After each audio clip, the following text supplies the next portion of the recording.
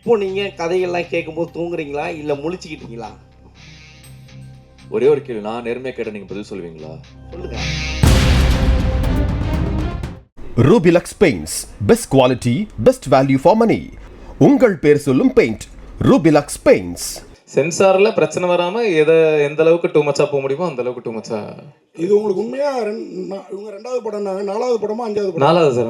நாலாவது படம். ஆமா சார். ஓகே, அதே மாதிரி படத்துல ஒரு லாஜிக் மிஸ்டேக் எப்படி மிஸ் பண்ணீங்க? எந்த லாஜிக் சார்? ஒருத்தர் பொண்ணை கட்டி கொடுத்துறாரு, ஓகே. ப்ரொடியூசர். ஆமா. அதுக்கப்புறம் பொண்டாட்டி உங்களுக்கு தானே சொந்தம், அந்த பொண்ணு உங்கள்கிட்ட தானே அவங்க வந்து கதை சொல்லணும். பிரியா பவானி சங்கர், ஆமா, அவங்களுக்குள்ளார ஒரு உறவு இருக்குது. ஆமா ஆமா ஆமா. பர்மிஷன் உங்கள்கிட்ட தானே கேட்கணும். என்கிட்ட சொல்லிட்டாங்களே, நான் தான் ஒத்துக்கிட்டேனே. அப்ப நீங்க ஒரு லாஜிக் மிஸ் பண்ணிட்டீங்கன்னு நினைக்கிறேன். இல்ல நாங்க என்ன சொல்லிருப்போம் அப்படின்னா, அந்த பொண்ணு சொல்றாங்கல்ல எங்க அப்பா ஒத்துக்க மாட்டாரு அப்படின்றாங்கல்ல. ஆமா, அந்த டைம்ல நீங்க போன் ஏதாவது பாத்தீங்கன்னா மிஸ் ஆயிருக்கும். ஏன் அப்பா ஒத்துக்கணுங்கிற? நீங்களே அந்த கம்பெனியை ஆக்குபை பண்ணிருக்கணும் மருமக பிள்ளையா. சார் அது தப்பு இல்ல, நான் அவ்வளவு மனசாட்சி இல்லாத ஆள் கிடையாது. பொண்ணை பெத்தவரு, அவர்கிட்ட கொஞ்சம் பர்மிஷன் வாங்கி அதுக்கப்புறம். சார் அஸ்வின் சார், உங்களுக்கு ஒரு கேள்வி. அந்த டயலாக் வர்றப்போ உங்க மனநிலை எப்படி இருந்தது? ஜாலியா தான் சார் இருந்தது. அந்த அளவுக்கு பக்குவமாயிட்டீங்க. வாழ்த்துக்கள், வாழ்த்துக்கள். Thank you sir. டேரக்டர் சார், சொல்லுங்க sir. Vishnu Vishal sir production போட்டிருக்கீங்க. எங்க சார்? சொல்லுங்க சார். சொல்லுங்க ப்ரோ. நீங்களா எப்படி இருக்கீங்க? நல்லா இருக்கீங்களா? நல்லா இருக்கேன். அப்புறம் வந்து அவருக்கு எந்த படத்தா இருந்தாலும் ப்ரமோஷனுக்கு வந்துருவாரு. ஏன் அவர் கூப்பிடல? ஒருவேளை வந்து சிவகார்த்திகேயன் 2050 வந்து சிஎம்மா வந்து மென்ஷன் பண்ணிருக்கீங்க. அந்த கோவத்திலையா இப்போ வந்து சிவகார்த்திகேயன் வந்து ஒரு இஷ்யூ போயிட்டு இருக்கு, எதுக்கு தேவையில்லாம வந்து அவர் கோத்து விட்டுறீங்க? அதாவது சரி, ஓகே. விஷ்ணு விஷால் ப்ரோ வந்து ஏன் வர முடியல அப்படின்னா, 30ஆம் தேதி தான் நாங்கள் ரிலீஸ் பிளான் பண்ணியிருந்தோம். ஸோ அதை பொறுத்து அவர் முன்னாடியே ஸ்கெடியூல்லாம் போட்டு அவர் வேறு ஷூட்டிங்கு போயிட்டார். அப்புறம் நாங்கள் தளபதி படம் தள்ளினதுனால நம்ம 14 பொங்கல் வரலாம், அப்புறம் 20 அப்போல்லாம் பிளான் பண்ணதுனால இப்போ அவர் ஊரில் இல்லைன்றதுனால அவர் வர முடியல. அதுதான் ஒன்று. ரெண்டாவது கேள்வி என்னது? அந்த கோவத்தில் இல்லை, அதெல்லாம் இல்லை, அது ஒரு கற்பனை, அது ஜாலியாக வச்சோம். சார் அதே மாதிரி விஜயகாந்த் ஜெயந்தி, விஜய் சேதுபதி ஏன் எதிர்கட்சி தலைவராக்குனீங்க? இல்லை சார், ஒரு சிஎம்ஓ ஒருத்தர் தானே சார் இருக்க முடியும். ஸோ அதனால இன்னொருத்தர் எதிர்கட்சி தலைவர்னு. சார் சொல்லுங்க சார். 2 ரசிகர்களை காமிச்சிங்க, அது மறைமுகமா 2 நடிகர்னு தெரியுது, தாதா ராஜான்னு. உண்மையிலேயே மனசுல அந்த 2 பேரை வச்சுதான் பண்ணி. உங்களுக்கு எந்த 2 பேர் சார் ஃபீல் ஆனாங்க? அது நீங்க யார் நினைச்சீங்களோ அவங்க. நான் யாரையும் நினைக்கல சார். உங்களுக்கு யார் ஃபீல் ஆனாங்களோ அவங்க. டைரக்டர் சார், சார் இப்போது உங்களோட படங்கள் வந்து டைம் ட்ராவல் பேஸ்ட்லேயும் இருக்குது, நீங்கள் சொல்கிற நெரேஷன்லேயும் டைம் ட்ராவல் இருக்குது, ஃப்யூச்சரை ஒட்டு நோக்கி இருக்குது. ப்ரெசண்ட்டை நீங்கள் எப்படி பார்க்குறீங்க சார்? ஏன்னா ஃப்யூச்சர் தான் நீங்கள் ஆசைப்படுற மாதிரி எனக்கு ஃபீலாக இருக்குது. ப்ரெசண்ட்டை நீங்கள் எப்படி பார்க்குறீங்க? தம்பி ராமையா சார் கதை ப்ரெசன்ட் தானே சார்? சார் நான் என்ன சொல்கிறேன்னா, உங்களோட கதைகளும் உங்களோட எண்ணங்களும் வந்து ஃப்யூச்சரை பேஸ் பண்ணி, ஐ மீன் அடியிலையும் ஃப்யூச்சர் டைம் ட்ராவலு, இதுலேயும் டைம் ட்ராவல் அப்படி சொல்கிறேன் சார். ப்ரெசண்ட்டை நீங்கள் எப்படி பார்க்குறீங்கன்னு கேட்குறேன். ப்ரெசென்ட் இப்போ நான் இங்கே உட்காந்துருக்கும் போதே நைட் என்ன சாப்பிடலாம் அப்படின்னு ஃபியூச்சரை பற்றி தானே சார் யோசிக்கிறேன். அதனால யோசிக்கும் போதே கொஞ்சம் ஃபியூச்சரிஸ்டிக்காக யோசிக்கிறேன்னு நினைக்கிறேன். ஸோ தெரியல.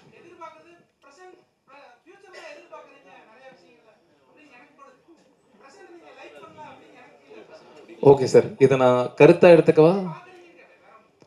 என்ன தெரியலையே. Okay sir. விக்னேஷ், சொல்லுங்க சார். படமாக ரொம்ப நல்லா இருக்கு. Thank you sir. சும்மா ஜாலியான கொஸ்டின்ஸ் தான், தப்பா நினச்சிக்கிறேன். இப்போ இப்போ ஆக்சுவலாக வெஸ்டர்ன் கண்ட்ரீஸ்லேயே வந்துட்டு இந்த எல்ஜிபிடிலாம் வந்துட்டு இப்போ பேன் பண்ணுறாங்க. அப்படி இருக்கும்பொழுது நம்ம ஊரில் அதை வந்து ஒரு பொது உடைமையாக்குற முயற்சிகள் மாதிரி தெரியுது இதில். இல்லை சார், அது சரியா தான். அது நீங்கள் கேட்குறது பெரிய டாபிக் சார். அது இல்லை பெரிய டாபிக், அது சின்ன விஷயம். ஆடியன்ஸ் வந்து அது ரொம்ப அது வந்து கரெக்ட் அப்படின்னு எடுத்துக்குவாங்க, இல்லைன்னா அப்படி ட்ரை பண்ணலாமான்னு எடுத்துக்குவாங்க, அந்த மாதிரி ஏதாவது விஷயம். இல்லை சார், என்னோட கருத்து வந்து இந்த உலகம் எல்லாருக்கும் சொந்தமானது, எல்லாருக்கும் பொதுவானது. ஒவ்வொருத்தருக்கும் ஒவ்வொரு விருப்பு வெறுப்புகள் இருக்கும்.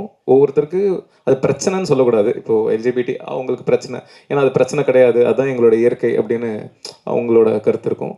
ஸோ எல்லாருக்கும் சொந்தமான உலகத்தில் அவங்களுக்கு பிடிச்ச மாதிரி இருக்கிறது, அடுத்தவங்களை கஷ்டப்படுத்தாத வரைக்கும் அவங்களோட சந்தோஷம் அவங்களோட உரிமை இல்லை சார். அது அவங்களோட கால். சரி, ஓகே. ஃபர்ஸ்ட் பார்ட்டில் வந்துட்டு நீங்கள் சினிமா அது கிரேஸை வந்து கொஞ்சம் இது பண்ணியிருப்பீங்க, கிரிட்டிசைஸ் பண்ணியிருப்பீங்க இல்லையா, நடிகர்கள் மேலே. ஃபர்ஸ்ட் கதையில், இதில் ஃபர்ஸ்ட் கதையில் பண்ணியிருப்பீங்க. செகண்ட் பார்ட்ல, அதாவது Second செகண்ட் halfல. ஹாஃப்ல நீங்க என்ன சொல்ல வரீங்கன்னா, நடிகர்கள் தான் 2050 வரை சிஎம் ஆகுறாங்கன்ற மாதிரி காமிச்சிருப்பீங்க.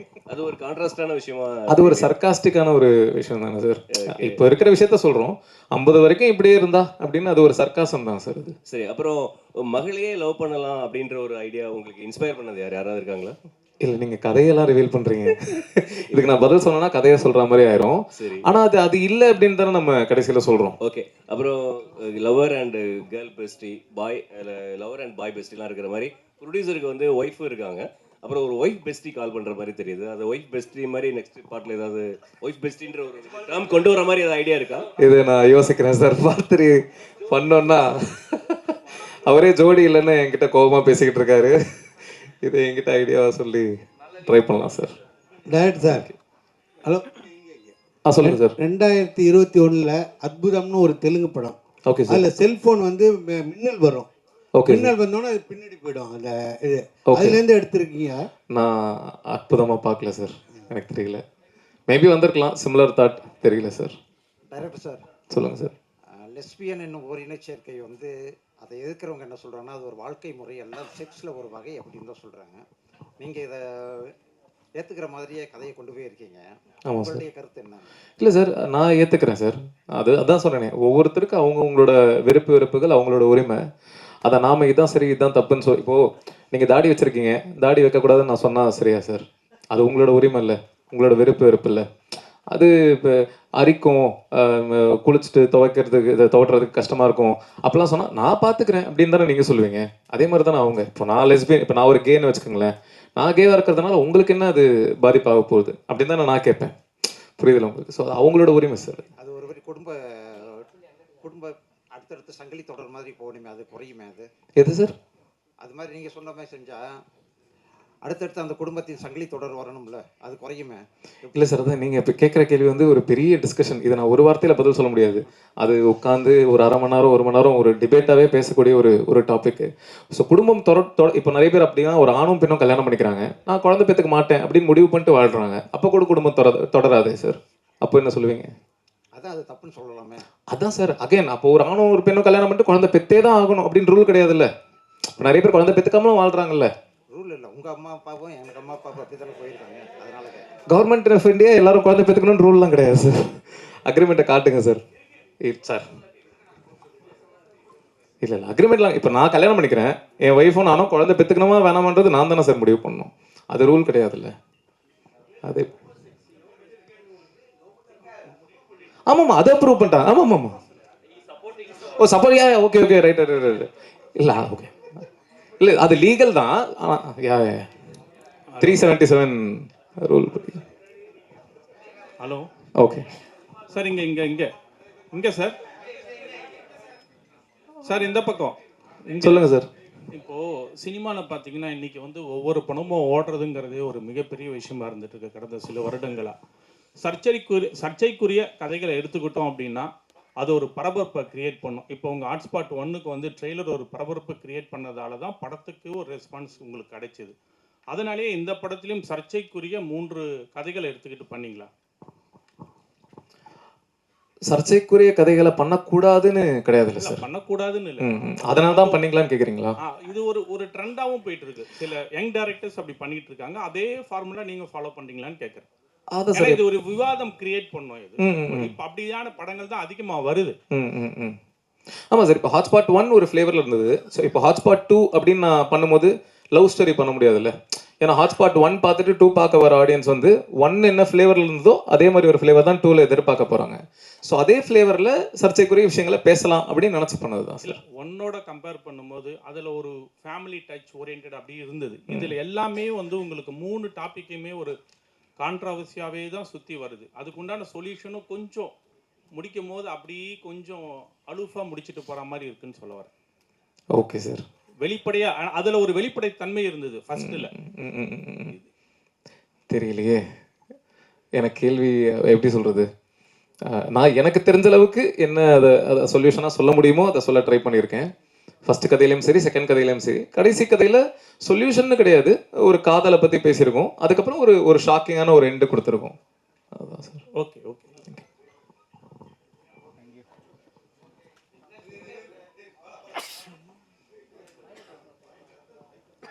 சொல்லுங்க ப்ரோ.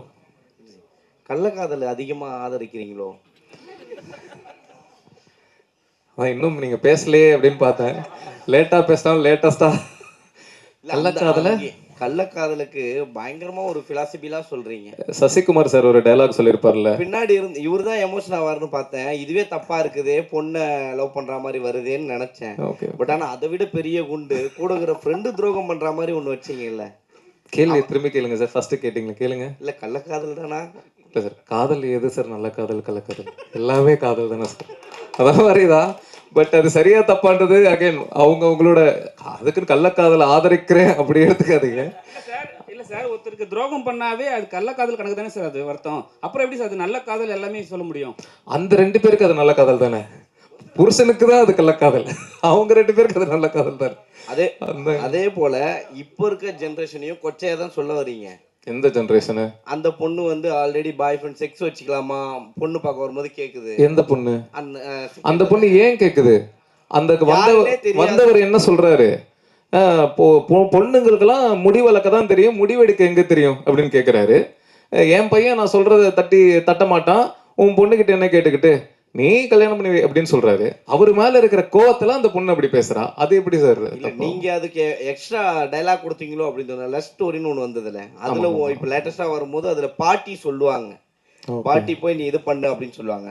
ஸோ இதுல வந்து இந்த பொண்ணு டைரக்டா அப்பா உக்காந்துட்டு இருக்கும் போதே கேட்குது, இவ்வளவு தெரியுமா நம்ம தமிழ்நாட்டு பொண்ணுங்களை அப்படி கேட்க முடியுமா, கேட்கறாங்களா அப்படின்ற மாதிரி தோணுது. கரெக்ட். இவங்க கேட்டதுக்கு தானே தம்பிராமையா சார் வந்து கிளைமேக்ஸ்ல பதிலடி கொடுக்குறாரு. இதுதான் கிளைமேக்ஸ் அப்படின்னு முடிச்சிருந்தேன்னா நீங்க சொல்றது கரெக்ட். அதுக்கப்புறம் சார் வந்து பேசுறாருல்ல, நீ சொன்னது தப்பு அப்படின்ட்டு. அவர் ஏன் பேசுறாருன்னா, சில பேருக்கு சில விஷயத்த சொல்ற விதத்துல சொன்னதான் புரியும், அதுவே நீ தானமா சொன்ன அப்படின்ற மாதிரி சொல்றாருல்ல. அஸ்வின் ப்ரோ, நீங்க அண்ணன் கேட்கும் போது அசால்ட்டா சொல்லிட்டீங்க ஜாலியான்னு. பட் ஆனா அந்த டைலாக் உங்களுக்கு எவ்வளவு அளவுக்கு ஆழமா உங்களை காலி பண்ணுச்சுன்னு உங்களுக்கு தெரியும், குத்திச்சுன்னு தெரியும். பட் அந்த டைலாக்கே ஃபர்ஸ்ட் நீங்க அவர் போன் பண்ணும்போது ஹாட்ஸ்பாட்டா அது அப்படி இருந்தது அப்படின்னு சொன்னீங்க. பட் உங்களை நடிக்க வைக்கும் போது இந்த டைலாக் தாண்டா அமர் சொல்ல போறான் அப்படின்னும் போது என்ன தோணுச்சுன்னு தான் கேட்குறோம். அதே போல இப்போ நீங்க கதைகள்லாம் கேட்கும்போது தூங்குறீங்களா இல்ல முழிச்சுக்கிட்டீங்களா? ஒரே ஒரு கேள்வி, நான் நேர்மையா கேட்ட நீங்க பதில் சொல்லுவீங்களா? சொல்லுங்க. நான் வந்து 40ங்கிறது ஜென்ரலா நான் சொன்ன ஒரு நம்பர். நான் அதுக்கு மேலேயும் கேட்டிருக்கலாம், அது கம்மியும் கேட்டிருக்கலாம். இன்னைக்கு நீங்க எவ்வளவு கதை கேட்டாலும் நீங்க தூங்காம இருந்திருப்பீங்களா? நீங்க படத்துலயே நான் பாக்குறேன், தியேட்டர்ல அத்தனை பேர் தூங்குறாங்க. நாங்க யாரும் புண்படுத்துறதுக்காக யாரும் நான் பேசுனது கிடையாது. நான் தெளிவாகவும் நான் அதுக்கான ஒரு வீடியோ நான் கொடுத்துட்டேன். நீங்க திரும்ப அதை இப்போ இந்த இதெல்லாம் வந்து படத்துக்கு வரும்போது நீங்க திரும்ப அதை பத்தி கேக்குறீங்கன்னா நீங்க தான் எனக்கு குத்த பார்த்துட்டே இருக்கீங்க. குத்தல நாங்க, நீங்க எடுத்துக்கிட்ட விதம். இப்போ அந்த டைலாக்கே உங்களுக்கு இருக்கிறாங்க, அவ்வளவு போல்டா நீங்க நடிச்சிருக்கீங்க. இப்போ நீங்க முழிச்சுக்கிட்டீங்களா? இப்போ நடிக்கிறதுக்கான முன்னேற்றம் வந்துட்டு இருக்கீங்களான்னு சார், நான் உண்மையே நான் வந்து நான் ஒரு ப்ராப்பர் ஆக்டர் நான் சொல்ல மாட்டேன். நான் கத்துக்கிட்டு தான் இருக்கேன். இன்னைக்கு நான் விக்னேஷ் கார்த்திக் கிட்ட அவர்கிட்ட நான் நிறைய கத்துக்கிட்டேன். நான் ஒர்க் பண்ற ஒவ்வொரு டைரக்டர்கிட்டையும் நான் கத்துக்கிட்டு தான் இருக்கேன். அது ஒரு endless process. Okay, cool to be a better actor. Cool. Vignesh, உங்களுக்கு விக்னேஷ் ஃபர்ஸ்ட் ஸ்டோரியில் வந்து 2 பெரிய நாயகன்கள் இறந்த உடனே அதான் அவங்க ரசிகர் இறந்துடுறாங்க. அதுக்கு வந்து அவங்க என்ன சொல்றாங்க, கதையே சொல்லாதீங்க சாரி, அந்த அந்த அந்த இடத்துல வந்து அவங்க ஃபேமிலியை வந்து தத்தெடுக்க சொல்றீங்க. எனக்கு வந்து இப்போ வந்து நீங்கள் பெரிய லெவலில் வளர்ந்துட்டீங்க, சரிங்களா? நீங்கள் பெரிய ஹீரோ ஆகிட்டு உங்கள் சைட்லேருந்து ஏதோ ஒரு தவறு நடந்து அது மாதிரி ஆயிடுச்சு. உங்கள் சைட்லேருந்து நீங்கள் அந்த ஃபேமிலியை தத்தெடுப்பீங்களா? நானா? இல்லை, அகைன் இதுக்கு பதில் சொன்னால் கதையை ரிலேட்டடாக பதில் சொல்கிற மாதிரி இருக்கும். ஸோ இப்போ சார் அது என்ன டிண்டர் எக்ஸ் சாலிகிராமோ ஒரு டயலாக் வருது, இன்ஸ்டாகிராம் சாலிகிராம், அது ஒரு ரைமிங் சார். இன்ஸ்டாகிராம் சாலிகிராம் இல்லை, சாலிகிராம்ல நிறைய தம் அடிக்கிற பொண்ணுங்களை பார்க்குறோம், அதை வச்சு தான் எழுதுனீங்களா அப்படின்னு சார். இன்னும் எங்காவே இருக்கீங்கன்னு புரியுது. தம் அடிக்கிற பொண்ணுங்களா கண்ணில் படுறாங்க பார்த்தீங்களா? ஆனால் அஸ்வின் பற்றி கண்டிப்பாக நான் இந்த படம் பண்ணுறதுக்கு முன்னாடியே வந்து நிறைய பேர் வந்து இவரை பற்றி பண்ணுமா அப்படிலாம் சொன்னாங்க. ஆக்சுவலி நிறைய பேர் அதான் லென்த்தாக போயிடும். நான் சக்ஸஸ் மீட்னு ஒன்று நடந்ததுன்னா அதில் லென்த்தாக சொல்கிறேன். நீங்கள் நினைக்கிற மாதிரி அவர் கிடையாது, ஒரு டோட்டலாக வேற மாதிரி உண்மையாகவே. Correct sir. நீங்கள் டானு சாருக்கு வந்து நன்றி சொன்னீங்க, தெரிய வந்து ரிலீஸ் ஆகலை அப்படின்னு. அது ஓகே, தேட்டர் கிடைக்கல. ஆனால் மங்காத்தான்னு ஒரு படம் வருது, அதை ஏதாவது ஃபீல் பண்ணீங்களா? மங்காத்தாவும் வராமல் இருந்தால் நல்லா தான் இருந்திருக்கும். பட் ஆனால் மங்காத்தா வந்து முன்னாடியே டேட் போட்டாங்க. ஸோ அதனால் நாங்கள் கேட்க முடியாது. நாங்கள் வரலாம்னு நினைக்கும் போது தான் தெரிய டேட் போட்டாங்கன்றதுனால அவங்க கிட்ட கேட்டோம் சார். அடுத்த படத்தில் 2 ரசிகர்களையும் திட்ட மாட்டீங்க, அவரை மட்டும் திட்டுவீங்கன்னு நினைக்கிறேன். நாங்கள் எந்த ரசிகர்களை திட்டணும்னு நீங்கள் நினைக்கிறீங்கன்னு தெரியல. நாங்கள் பெரிய ஹீரோ தான். நாங்கள் யாரையோ சும்மா கற்பனையாக நினச்சி திட்டணும் சார். சார் ஒரே நிமிஷம். ஆக்சுவலாக மங்காத்தா தேரி ரெண்டும் வந்தால் தான் நல்லா இருக்கும்னு நான் ஃபீல் பண்ணேன். அது உங்களுக்கு புரிஞ்சிருக்குன்னு நினைக்கிறேன். இல்லை அவரு சும்மா கற்பனையாக பேசுறாரு, அதை கட்டுக்காதீங்க. விக்னேஷ்ஜி சொல்லுங்க சார். நன்றி சார். நன்றி விக்னேஷ்ஜி சொல்லுங்கண்ணா. நீங்க சொன்னீங்க அவர்கிட்ட 2 ஹீரோ, நீங்க எந்த ஹீரோன்னு யோசிச்சேன்னு சொன்னீங்க. ஆமா. இப்போ உங்களுக்காக விட்டு கொடுத்துருக்காருல்ல, அந்த படத்தோட ஹீரோ தானே கலாய்ச்சிருக்கிறீங்க. அது நீங்க அப்படி நினைச்சீங்கன்னா அந்த பப்ளிகம் போடுற விஜய் தானே கலாய்ச்சிருக்கீங்க சார். ரஜினி சாரும் பப்ளிகம் போட்டிருக்காரு. இல்லையா அந்த ஸ்டைல்ல போடலையே. இல்ல சிவாஜி பார்த்தது இல்லையா நீங்க? சிவாஜி த பாஸ் அதுல போட்டிருக்காரு. போட்டுதாங்க போட்டிருக்காரு. இது சார் ரஜினி சார் பண்ணாததா சார்? இது தளபதி மட்டும் தாங்க இப்படி பண்ணிருக்காரு. இல்ல அது உங்களோட கற்பனை. அவர் விஜய் கலாய்க்க மாட்டார் சார், விஜய் ரசிகர் அவரு. சார் வணக்கம். சொல்லுங்க சார். சார் நடிகர்கள் வந்து தலைவர்களாக மாறிட்டு இருக்காங்க, ரசிகர்கள்லாம் தொண்டர்களாக மாறிட்டு இருக்கு. இந்த காலகட்டத்தில் இந்த படம் வந்து இப்போ அரசியல் ஏதாச்சும் தாக்கத்தை ஏற்படுத்தும் நினைக்கிறீங்களா? அது படம் ரிலீஸ்க்கு அப்புறம் தான் தெரியும். தெரியலையே தாக்கத்தை ஏற்படுத்துமா படுத்தாதான்றது எனக்கு தெரியாது. எனக்கு ஒரு கருத்து இருந்தது, அந்த கருத்தை அந்த படம் மூலமா சொல்ல ட்ரை பண்ணேன். இந்த கதைக்கு பர்டிகுலராக அந்த ஃபர்ஸ்ட் ஸ்டோரிக்கு மட்டுமே வந்து நிறைய சம்பவங்கள் உங்களை ஏதாச்சும் பாதிச்சுதா? இந்த கரூர் சம்பவம் மாதிரி ஏதாவது?